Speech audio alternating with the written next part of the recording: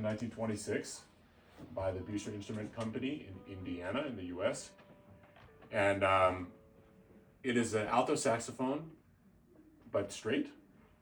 And they made them for 3 years in the 1920s until the Great Depression.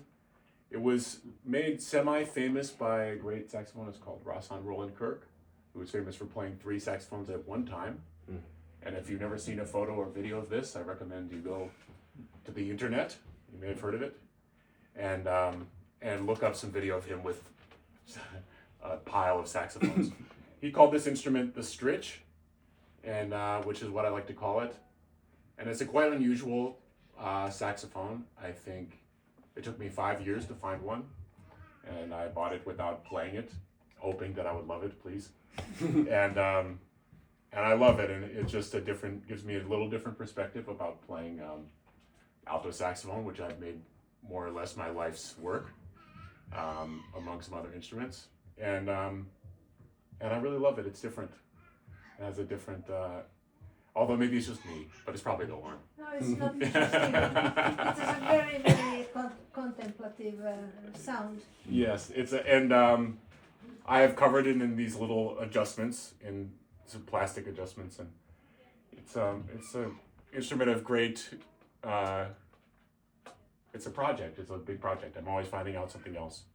And unlike many instruments made 30, 40, 50, 70, 80 years later, it's much harder to play, but it brings its other advantages. I think at this time in the 1920s, the saxophones and others were still really made by hand with machines, but it's at a factory, but it's by craftsmen who really appreciate every step of their job. And there are some videos of the factories at this time where you can see that people have been working there for 30 or 40 years. And that's, I think, what makes the instrument special from the 1920s until like the 1950s. Where did you find it? Was it on an auction or was it? It was through an instrument dealer on a website called reverb.com, based out of Seattle, Washington. And I saw it 1 hour after they listed it for sale, and then I bought it. And actually, Julian told me, our friend Julian here, said, if you don't buy it right now, you better shut up about this instrument for the rest of your life.